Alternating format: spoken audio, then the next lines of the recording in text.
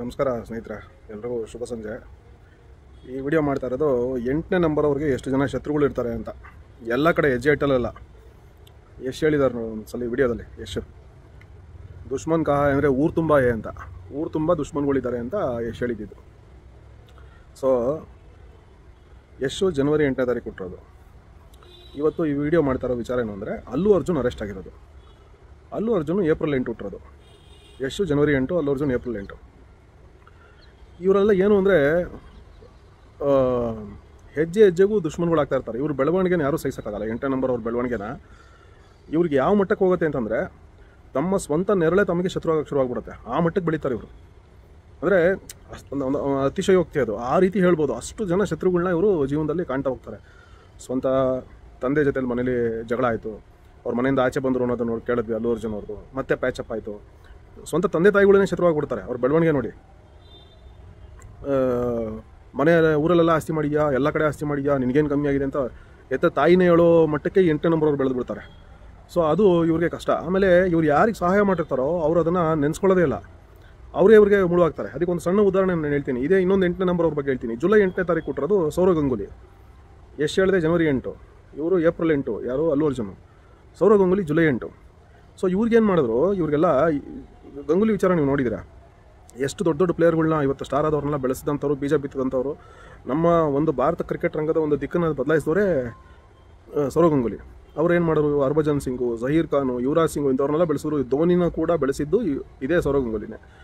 ಆದರೆ ಅವ್ರ ಕೆರಿಯರ್ ಅಂತ್ಯದಲ್ಲಿ ಈ ಗ್ರೇಗ್ ಚಾಪಲ್ ಅನ್ನೋನೊಬ್ಬ ಬಂದು ಆಸ್ಟ್ರೇಲಿಯಾದಿಂದ ಅವ್ರ ಕೆರಿಯರ್ ಹಾಳು ಮಾಡಬೇಕು, ಇಂಡಿಯನ್ ಟೀಮ್ನ ಹಾಳು ಮಾಡಬೇಕು ಅಂತಲೇ ಇವರು ಸಮರ್ಥನೆ ಮಾಡಿದಂಥ ರಾಹುಲ್ ದ್ರಾವಿಡ್ಗೆ ಸಿಕ್ಕಾಪಟ್ಟೆ ಸಪೋರ್ಟ್ ಮಾಡಿದ್ರು. ಅವ್ರ ಫಾರಮ್ ಎಲ್ಲ ಬಿದ್ದಾಗ ಸೌರವ್ ಗಂಗೂಲಿ.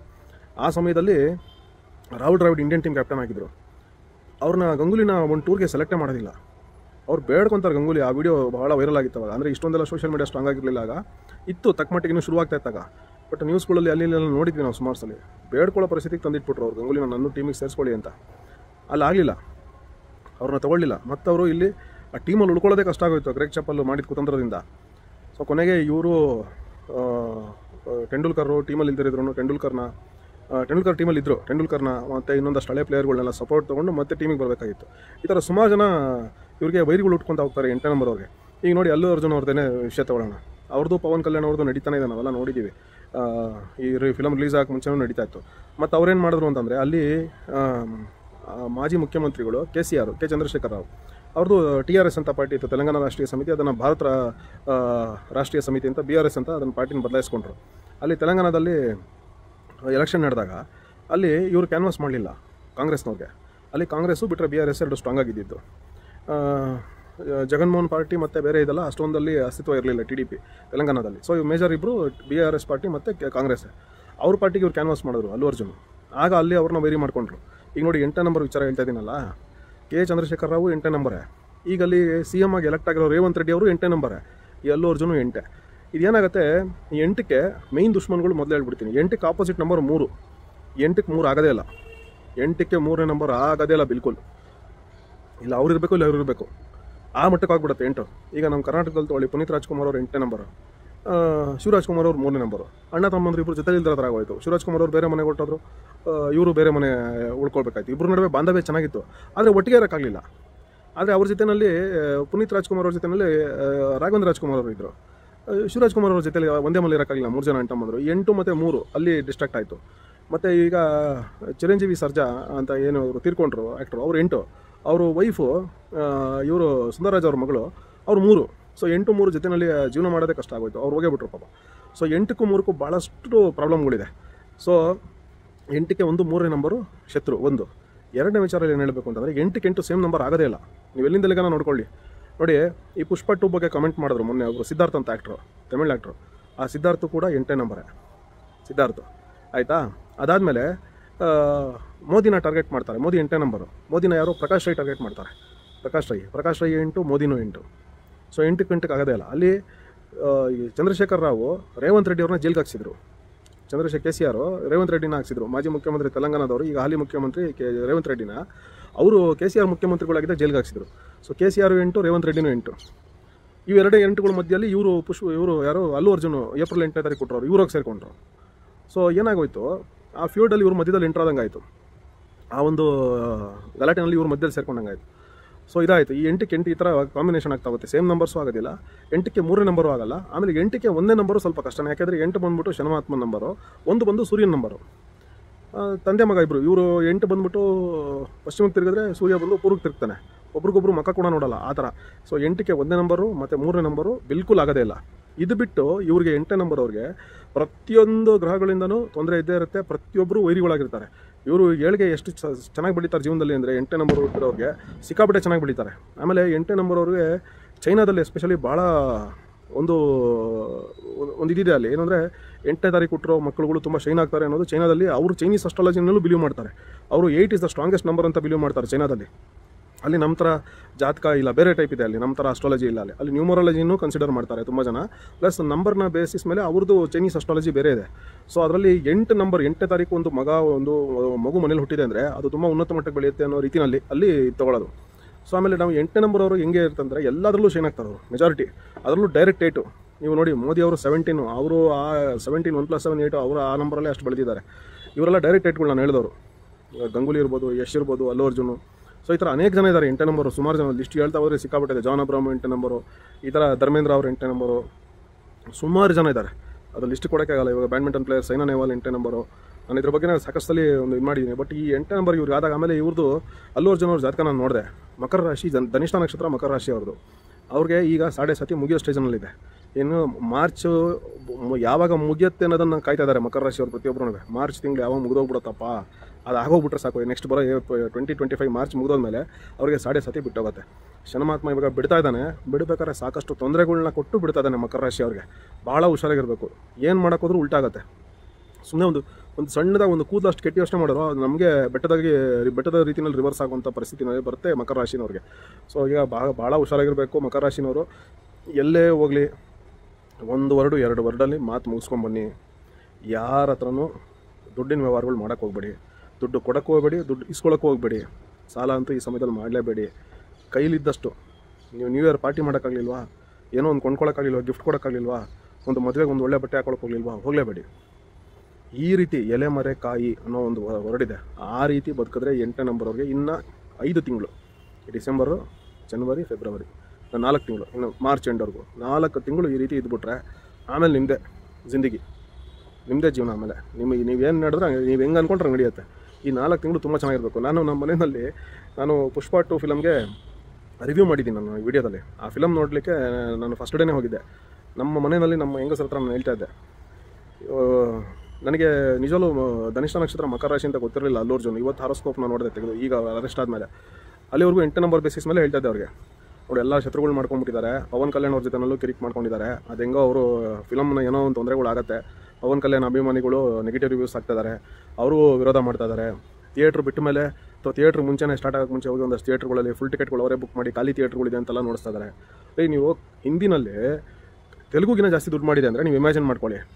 ಅಲ್ಲಿ ಪವನ್ ಕಲ್ಯಾಣ್ ಅಭಿಮಾನಿಗಳು ಫಿಲಮ್ ನೋಡ್ತಾ ಇಲ್ಲ, ಭಾಳಷ್ಟು ಜನ ವಿರೋಧ ಮಾಡಿದ್ದಾರೆ. ಆಮೇಲೆ NTR ಅಭಿಮಾನಿಗಳೂ ಅವರು ಚೆನ್ನಾಗಿದೆ ಫಿಲಮು ಅಂತ ಅವರು ಟ್ವೀಟ್ ಮಾಡಿದ್ರು, ಇವರಿಗೆ ಫೋನ್ ಮಾಡಿ ಹೇಳಿದ್ರು ಅವರ ಅಭಿಮಾನಿಗಳು ವಿರೋಧ ಇದೆ. ರಾಮ್ ಚರಣ್ ಅಭಿಮಾನಿಗಳು ಇವ್ರಿಗೆ ವಿರೋಧ ಇದ್ದಾರೆ. ಸೊ ಭಾಳಷ್ಟು ಜನ ಇವರಿಗೆ ವಿರೋಧ ಆಗ್ತಾ ಹೋಗ್ತಾರೆ. ಇವರಿಗೆ ಬೆಳೀತಾ ಬೆಳೀತಾ ಬೆಳೀತಾ ಬೆಳೀತಾ ತುಂಬ ತೊಂದರೆ ಆಗ್ತಾ ಹೋಗುತ್ತೆ. ಯಶ್ ಅವರು ಅಷ್ಟೇ ಮುಂದೆ, ಅವರು ಇವಾಗ ಆ್ಯಕ್ಚುಲಿ ಭಾಳ ಚೆನ್ನಾಗಿ ಎಚ್ಚೆತ್ಕೊಂಡಿದ್ದಾರೆ.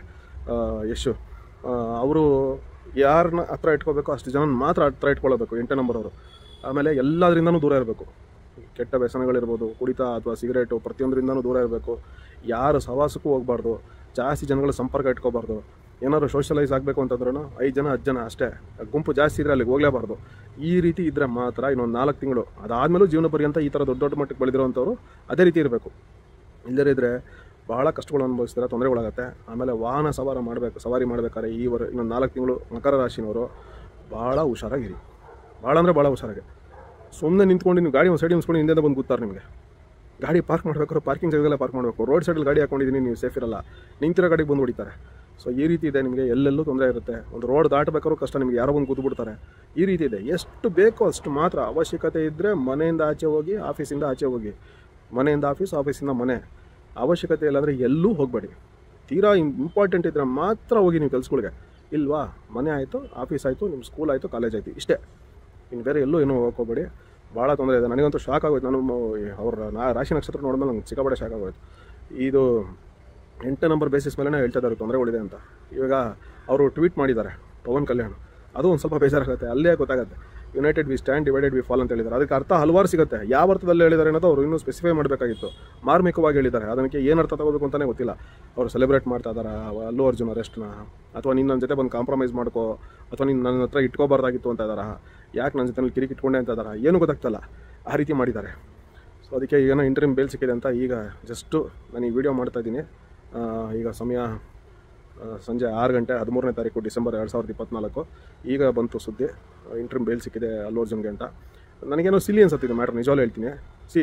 ಒಂದು ಜೀವ ಹೋಗಿದೆ, ಅದಕ್ಕೆ ನಮಗೆ ನೋವಿದೆ. ಒಂದು ಹೆಣ್ಣು, ಆಕೆ ಅದರಲ್ಲೂ ತನ್ನ ಗಂಡನಿಗೆ ಲಿವರ್ ಕೊಟ್ಟಿದ್ಲು, ಆಪ್ರೇಷನ್ ಮಾಡಿ ತನ್ನ ಗಂಡನ ಜೀವ ಉಳಿಸ್ಕೊಂಡಿದ್ದಂಥ ಒಂದು ಹೆಣ್ಣು. ನಿಜವಾಗ್ಲೂ ಆಕೆ ಫೋಟೋ ನೋಡಿ ಭಾಳ ಬೇಜಾರಾಯ್ತು ಅವತ್ತು. ತನ್ನ ಮಗನೂ ಕೂಡ ಮಗನ ಕಾಪಾಡ್ಕೊಳ್ಳೋಕೆ ಹೋಗಿ ಆಕೆ ಸತ್ಲು ಅನ್ನೋದು ಇನ್ನೂ ದುರಂತ. ಅದು ಭಾಳ ನೋವಾಯಿತು. ಅದನ್ನು ನಮ್ಮ ಇದರಲ್ಲೂ ಜನಮತದಲ್ಲೂ ನಾವು ರಿಪೋರ್ಟ್ ಮಾಡಿದ್ವಿ. ಭಾಳ ಬೇಜಾರಾಯಿತು. ಮತ್ತು ಆಕೆ ಮಗ ಇನ್ನೂ ಹಾಸ್ಪಿಟಲಿದ್ದಾನೆ, ಐಸಿಯುವಿಂದ ಆಚೆ ಬಂದಿದ್ದಾನೆ. ಸೊ ಇವರು ಅಮೌಂಟ್ ಆಫರ್ ಮಾಡಿದ್ರು, ಅದನ್ನು ತೊಗೊಂಡಿಲ್ಲ ಅನಿಸುತ್ತೆ, ಅದನ್ನು ಸರಿಯಾಗಿ ಅದ್ರ ಬಗ್ಗೆ ಮಾಹಿತಿ ಇಲ್ಲ. ಮತ್ತು ಅವರು ವೆಚ್ಚನ ಭರಿಸ್ತೀವಿ ಅಂತಂದರು, ಅದಕ್ಕೂ ಅವ್ರು ಬೇಡ ಅಂದಿದ್ದಾರೆ. ಅವರು FIR ಫೈಲ್ ಮಾಡೋರು. ಈಗ ನಾವು ಒಂದು ಕೇಳೋದು, ಈಗ ಇವರು ಬಂದರು ಕಾರಲ್ಲಿ ಇಳಿದ್ರು, ಫಿಲಮ್ಗೆ ಹೋದ್ರು, ನೋಡೋರು. ಯಾರೇ ಆಗಲಿ ಕಾರ್ ಇಟ್ಕೊಂಡ್ರು ಅದೇ ರೀತಿ ಬರೋರು. ಬಟ್ ಏನಾದರೂ ಗೇಟ್ ಮುಂದೆ ಹೇಳಿದ್ರು ಅಷ್ಟೇ, ಅದು ಡೋರ್ ಮುಂದೆ. ಇನ್ನು ಅದು ಬಿಟ್ಟು ಬೇರೆ ಏನೂ ವಿಶೇಷತೆ ಇಲ್ಲ. ಇವರು ಟಿಕೆಟ್ ಬುಕ್ ಮಾಡ್ಕೊಂಡಿದ್ರು, ಫ್ರೆಂಡ್ಸ್ ಫ್ಯಾಮಿಲಿ ಬಂದು ಫಿಲ್ಮ್ ನೋಡೋರು. ಒಂದು VVIP ಬರಬೇಕು ಅಂತಂದರೆ ಅಲ್ಲಿ ಪೊಲೀಸ್ ಸೆಕ್ಯೂರಿಟಿ ಕೊಡಬೇಕಾದ್ರೆ ಪೊಲೀಸರ ಕರ್ತವ್ಯ. ಅವ್ರವ್ರ ಬೌನ್ಸರ್ಗಳನ್ನ ಕರ್ಕೊಂಡು ಅವ್ರು ಸೆಲ್ಫ್ ಸೆಕ್ಯೂರಿಟಿ ಕರ್ಕೊಂಬರ್ತಾರೆ. ಬಟ್ ಅಲ್ಲಿ ಜನಗಳಿಗೆ ಯಾರು ಸೆಕ್ಯೂರಿಟಿ ಕೊಡೋದು? ಪೊಲೀಸ್ನವ್ರು ತಾನೇ ಕೊಡಬೇಕಾಗಿರೋದು. ಪೊಲೀಸ್ನವ್ರು ತಪ್ಪಿದೆ. ಇದು ಹೆಂಗೆ ಅಲ್ಲು ಅರ್ಜುನ್ ತಪ್ಪಾಗುತ್ತೆ? ಇದು ಹೆಂಗೆ ಇದೆ? ನಮ್ಮ ಲೀಗಲ್ ಸಿಸ್ಟಮ್ ಇಷ್ಟೊಂದು ವೀಕ್ ಆಗಿದೆ ನಮ್ಮ ಇಂಡಿಯಾದಲ್ಲಿ. ಇದ್ರ ಬಗ್ಗೆ ದೊಡ್ಡ ಲಾಯರ್ಗಳು, ದೊಡ್ಡ ನಾಯಕರು, ಪೊಲಿಟಿಕಲ್ ಲೀಡರ್ಸು ದಯವಿಟ್ಟು ಮುಕ್ತವಾಗಿ ಚರ್ಚೆ ಮಾಡಿ ಒಂದು ಕರೆಕ್ಟಾಗಿ ಒಂದು ಇದಕ್ಕೆ ಬರಬೇಕು. ಎಂತೆಂಥ ದೊಡ್ಡ ಲಾಯರ್ಗಳಿದ್ದಾರೆ ನಮ್ಮ ದೇಶದಲ್ಲಿ, ನಮ್ಮ ರಾಜ್ಯಗಳಲ್ಲಿ, ನಮ್ಮ ನಗರಗಳಲ್ಲಿ. ಇವರೆಲ್ಲ ನಿಜವಾಗ್ಲೂ ಒಂದು ಜನಗಳಿಗೆ ಒಂದು ಇದಾಗುವಂಥ ಒಂದು ಕಾನೂನು ತರಬೇಕು ದಯವಿಟ್ಟು. ಅವ್ರು ಬಂದರು, ಫಿಲ್ಮ್ ನೋಡೋರು, ಹೋದರು. ಇದರಲ್ಲಿ ಇವ್ರ ತಪ್ಪೇನಿದೆ? ಒಂದು ಆ್ಯಸ್ ಇದು ನಾನು ಇವಾಗ ಅಸ್ಟ್ರಾಲಜಿ, ನ್ಯೂಮರಾಲಜಿ ಎಲ್ಲ ಬಿಟ್ಬಿಟ್ಟು ಸೈಡಿಗೆ ಬಂದು ನಾನು ಕೇಳ್ತಾ ಇದ್ದೀನಿ, ಒಬ್ಬ ಕಾಮನ್ ಸಿಟಿಸನ್ ಆಗಿ ಏನು ತಪ್ಪಿದೆ ಅಲ್ಲು ಅರ್ಜುನ್ ಇದರೊಳಗೆ ಅಂತ ನನಗೆ I am not able to understand this. ಅರ್ಥನೇ ಆಗ್ತಾಯಿಲ್ಲ ನನಗೆ. ಥಿಯೇಟ್ರ್ ಓನರು ರೆಸ್ಪಾನ್ಸಿಬಲ್, ಥಿಯೇಟ್ರ್ ಓನರ್ನ ಅರೆಸ್ಟ್ ಮಾಡಿದ್ದೀರಾ, ಅಲ್ಲಿ ಪೊಲೀಸ್ನವ್ರಿಗೆ ರೆಸ್ಪಾನ್ಸಿಬಲ್ಲು. ಇವರು ಇದೇ ಅಲ್ಲು ಅರ್ಜುನ್. ನನಗೊಂದು ಸಡನ್ ಇನ್ಸಿಡೆಂಟ್ ಜ್ಞಾಪಕ ಬರ್ತಾ ಇರೋದು. ಬೆಂಗಳೂರಿಗೂ ಬಂದಿದ್ರು, ಇಲ್ಲೂ 1000 ಜನ ಸೇರಿದ್ರು ಪುಷ್ಪ 1 ಆದಮೇಲೆ. ಅವರು ಕೊಚ್ಚಿನ್ಗೋ ಎಲ್ಲ ಹೋಗಿದ್ರು, ಕೇರಳಗೆ. 20-25 ಸಾವಿರ ಜನ ಸೇರಿದ್ರು. ಅಲ್ಲಿ ಈ ಥರದ ಇನ್ಸಿಡೆಂಟ್ ನಡೀಲಿಲ್ಲ ಪುಣ್ಯಕ್ಕೆ. ಬಟ್ ನಡೆದ್ರೆ ಅದಕ್ಕೆ ಯಾರು ಹೊಣೆ ಆಗ್ತಾರೆ? ಅವ್ರು ಬರ್ತಾರೆ ಅಂತ ಲೋಕಲ್ ಪೊಲೀಸ್ ಸ್ಟೇಷನ್ಗೆ ಹೇಳಿರ್ತಾರಲ್ವ. ಅವರಲ್ಲಿ 20-25 ಸಾವಿರ ಜನ ಸೇರಿದಾಗ ನೀವು ವೀಡಿಯೋಗಳು, ಫೋಟೋಗಳು ಇರುತ್ತೆ, ತೆಗೆದು ನೋಡಿ. ಕಮ್ಮಿ ಅಂದರೆ ಒಂದು 50 ಜನ ಪೊಲೀಸರು ಕಾಣಿಸ್ತಾರೆ. ಅವ್ರು ಅಲ್ಲು ಅರ್ಜುನ್ ಅಕ್ಕಪಕ್ಕ ಅಲ್ಲೆಲ್ಲ 100 ಜನ ಮೇಲೆ ಪೊಲೀಸರನ್ನ ನಿಯೋಗ ಮಾಡಿದ್ರು. ಅವರು ಇಲ್ಲಕ್ಕೆ ಮಾಡಲಿಲ್ಲ, ಇನ್ಸಿಡೆಂಟ್ ಆಗಲಿ ಅಂತಲೇ ಬಿಟ್ರಾ? ಇದು ಪ್ರೀ ಪ್ಲ್ಯಾಂಡ್ ಆಯಿತು ತೆಲಂಗಾಣ ಪೊಲೀಸ್ನವರು. ಇದು ಯಾಕೆ ಈ ಥರ ಮಾಡಿದ್ರು? ಈ ಥರ ಪ್ರಶ್ನೆಗಳೆಲ್ಲ ಹುಟ್ಕೊಳ್ಳುತ್ತೆ. ನಾನು ಕೇಳ್ತಾ ಇರೋದಲ್ಲ, ಈ ಥರ ಪ್ರಶ್ನೆಗಳು ಹಲವಾರು ಜನ ಸೋಷಿಯಲ್ ಮೀಡಿಯಾದಲ್ಲಿ ನಾನು ನೋಡ್ತಾ ಇದ್ದೀನಿ ಮಧ್ಯಾಹ್ನದಿಂದನೂ. ಇದನ್ನು ಅಲ್ಲ ರೀ, ಬೆಳಗ್ಗೆ 8 ಗಂಟೆಗೆ ಒಬ್ಬರು ಬೆಡ್ರೂಮ್ಗೆ ಹೋಗ್ಬಿಟ್ಟು ಅರೆಸ್ಟ್ ಮಾಡ್ಕೊಂಡ್ಬರ್ತೀರಾ, ಒಂದು ಪ್ರೇಯರ್ ನೋಟಿಸ್ ಕೊಡ್ತೀರಾ, ಕಾಫಿ ಕುಡಿಯೋಕ್ಕೂ ಬಿಡಿದ್ರೆ ಕರ್ಕೊಂಡು ಹೋಗ್ತಿರೋ ಒಬ್ಬ ಮನುಷ್ಯನ. ಇವತ್ತು ಟ್ರೂ ಪ್ಯಾನ್ ಇಂಡಿಯಾ ಸ್ಟಾರ್ ಅಂತ ಕರಿಬೇಕು ಅಂತಂದರೆ ಅದು ನಿಜವಾಗ್ಲೂ ಅಲ್ಲು ಅರ್ಜುನ್. ನೀವು ಇಮ್ಯಾಜಿನ್ ಮಾಡ್ಕೊಳ್ಳಿ, ತೆಲುಗುಗಿನ ಜಾಸ್ತಿ ಹಿಂದಿಲಿ ಕಲೆಕ್ಷನ್ ಆಗಿದೆ. Every day for the last 8 days Hindi Pushpa 2, ಹಿಂದಿಲಿ ರಿಲೀಸ್ ಆಗಿರೋ Pushpa 2 has made 30+ crores every day. 30+ ಕೋಟಿ ಪ್ರತಿದಿನ ಕಲೆಕ್ಷನ್. 8 3 24 31.5 30 ಕೋಟಿ, 32, 31 ಈ ಥರ ಕೋಟಿ ಪ್ರತಿದಿನ ಕಲೆಕ್ಷನ್ ಮಾಡ್ಕೊಂಡಿದೆ. 250 240 ಕೋಟಿ easily it has made in Hindi alone. ಇನ್ನಿದ್ಬಿಟ್ಟು ನೆಟ್ಫ್ಲಿಕ್ಸ್ 100 ಕೋಟಿ ಕೊಟ್ಟು ತೊಗೊಂಡಿದ್ದಾರೆ ರೈಟ್ಸು. ಇವೆಲ್ಲ ಸುಮ್ಮನೆ ಅಂದ್ಕೊಂಡಿದ್ದಾರೆ. ಪ್ಯಾನ್ ಇಂಡಿಯಾ ಸ್ಟಾರ್ ಅಂತ ಇವತ್ತು ಟ್ರೂಲಿ ಕರ್ಸ್ಕೊಳ್ಬೇಕು ಅಂತಂದರೆ ಇವರೇ. ಈಗ ಹಲವಾರು ಪ್ರಶ್ನೆಗಳು ಕೇಳ್ತಾ ಇದ್ದಾರೆ ಸೋಷಿಯಲ್ ಮೀಡಿಯಾದಲ್ಲಿ ಜನಗಳು. ಅಲ್ಲ, ಏನು ಇವಾಗ Ram Charan film, the game changer film release ಆಗ್ತದೆ, ಅದಕ್ಕೋಸ್ಕರ ಇವನ್ನ ಅರೆಸ್ಟ್ ಮಾಡಿಸಿ ಇವ್ನ ಇಮೇಜ್ ಕಮ್ಮಿ ಮಾಡಿ ರಾಮ್ ಚರಣ್ ಕಡೆ ತಿರ್ಸಂಗೆ ಮಾಡ್ತಾ ಇದ್ದೀರಾ? ಇದೆಲ್ಲ ಪ್ಲ್ಯಾಂಡಾ ಏನು? ಪವನ್ ಕಲ್ಯಾಣ್, ರೇವಂತ್ ರೆಡ್ಡಿ ಸೇರ್ಕೊಂಡು ಮಾಡಿದಾರಾ ಅಂತೆಲ್ಲ ಪ್ರಶ್ನೆಗಳು ಕೇಳ್ತಾ ಇದ್ದಾರೆ ಜನರು ಸೋಷಿಯಲ್ ಮೀಡಿಯಾದಲ್ಲಿ. ನೀವು ತೆಗೆದು ನೋಡಿ, ಪ್ರತಿಯೊಂದು ಎಲ್ಲೆಲ್ಲಿ ಪೋಸ್ಟ್ಗಳಿದೆ ಎಲ್ಲ ಕಡೆ ಜನ ಕಾಮೆಂಟ್ ಆಗ್ತಾ ಇದ್ದಾರೆ. ಹೆಂಗ್ರಿ ಅಲ್ಲು ಅರ್ಜುನ್ ತಪ್ಪು, ಅಲ್ಲು ಅರ್ಜುನ್ ಹೆಂಗ್ರಿ ತಪ್ಪಾಗುತ್ತೆ ಇದರಲ್ಲಿ ಅಂತ ಎಲ್ಲರೂ ಪ್ರತಿಯೊಬ್ಬರು ಕೇಳ್ತಾ ಇದ್ದಾರೆ. ಇಟ್ ಈಸ್ ಕಾಂಟ್ ಇಮ್ಯಾಜಿನ್ ನಮ್ಮ ಲೀಗಲ್ ಸಿಸ್ಟಮ್ ಇಷ್ಟು ವೀಕ್ ಇದೆ ಅಂತ ಎಲ್ಲರೂ ಬರೀತಾ ಇದ್ದಾರೆ. ಎಲ್ಲ ಆಶ್ಚರ್ಯ ವ್ಯಕ್ತಪಡಿಸ್ತಾ ಇದ್ದಾರೆ. ನಾನು ಹೇಳ್ತಾ ಇರೋದು ಬರೀ ಸೌತಲ್ಲಿರೋ ಫಿಲಮ್ ಅಭಿಮಾನಿಗಳಲ್ಲ. ನೀವು ಓಪನ್ ಮಾಡಿ, ನಾರ್ತ್ ಇಂಡಿಯನ್ ನ್ಯೂಸ್ ಚಾನಲ್ಗಳು ಓಪನ್ ಮಾಡಿ, ನೀವು ನೋಡಿ ಅಲ್ಲಿ ಎಷ್ಟು ಕಮೆಂಟ್ಗಳು ಬರ್ತಾಯಿದೆ ಅಂತ. He has become truly the mega star of Indian film industry Allu Arjun. ಇವತ್ತು 1000 ಕೋಟಿ ಮಾಡಾಗೋಯ್ತು. ಅವ್ರಿಗೇನು ಪಬ್ಲಿಸಿಟಿ ಸ್ಟಂಟ್ ಬೇಕಾಗಿಲ್ಲ ಇದನ್ನೆಲ್ಲ ಮಾಡೋದಕ್ಕೆ. It is truly a political vendetta ನಡೀತಾ ಇರೋದು. ಜಸ್ಟ್ ಬಿಕಾಸ್ ಈ backed BRS party and K Chandrashekar Rao ಒಂದ್ಸಲಿ ಒಂದು ಟೈಮ್ನಲ್ಲಿ ರೇವಂತ್ ರೆಡ್ಡಿ ಅವ್ರನ್ನ ಅರೆಸ್ಟ್ ಮಾಡಿಸಿದ್ರು. ಅದೇ ಕಾರಣಕ್ಕೆ ನಡೀತಾ ಇರೋದು. ಎಲ್ಲ ಲೆಕ್ಕಾಚಾರಕ್ಕೂ ಅಲ್ಲಿಗೆ ಬಂದು ನಿಂತ್ಕೊಳ್ತಿದ್ರು. ಭಾಳ ಬೇಸರ ಆಗುತ್ತೆ. ನಮ್ಮ ದೇಶದಲ್ಲಿ ಸರಿಯಾಗಿ ಒಂದು ಸ್ಟ್ರಾಂಗಾಗಿ ಒಂದು ಕಾನೂನು ವ್ಯವಸ್ಥೆ ತರಬೇಕು. ಈ ಬದಲಾವಣೆಗಳು ಮಾಡಬೇಕು ನಮ್ಮ ಸರ್ಕಾರದವರು, ಕೇಂದ್ರ ಸರ್ಕಾರದವರು ಮತ್ತು ದೊಡ್ಡ ದೊಡ್ಡ ಲಾಯರ್ಗಳು, ರಿಟೈರ್ ಆಗಿರೋಂಥ ಲಾಯರ್ಗಳು, ಆಮೇಲೆ ಇವಾಗಿರುವಂಥ ದೇಶದಲ್ಲಿರುವಂಥ ಲಾಯರ್ಗಳು, ಜಡ್ಜ್ಗಳು, ದೊಡ್ಡ ದೊಡ್ಡವರು ಎಷ್ಟು ವಿದ್ಯಾವಂತರಿದ್ದಾರೆ ಅವರೆಲ್ಲ ಕೂತ್ಕೊಂಡಿರೋ ಬಗ್ಗೆ ಒಂದು ಸಮರ್ಪಕವಾದ ಒಂದು ಜನಗಳಿಗೆ ನಂಬಿಕೆ ಬರುವಂಥ, ನಮ್ಮ ಲೀಗಲ್ ಸಿಸ್ಟಮ್ ಮೇಲೆ ನಂಬಿಕೆ ಬರುವಂಥದ್ದನ್ನು ಬರೀ ಜಡ್ಜು ಹಾಲೊಳಗೆ ಬಂದಾಗ ಎದ್ದು ನಿಂತ್ಕೊಳ್ಳೋದಲ್ಲ, ಅವ್ರನ್ನೆಲ್ಲಿ ಬೀದಿನಲ್ಲಿ ಅವ್ರ ಕಾರ್ ನೋಡೋರು ಜನ ನಮಸ್ಕಾರ ಮಾಡಬೇಕು. ಆ ಮಟ್ಟಕ್ಕೆ ನಮ್ಮ ಕಾನೂನು ವ್ಯವಸ್ಥೆನ ತರಬೇಕು ಅಂತ ಈ ಮೂಲಕ ನಾನು ಕೇಳ್ಕೊತೀನಿ. ಧನ್ಯವಾದಗಳು ಎಲ್ರಿಗೂ. ಶುಭ ದಿನ.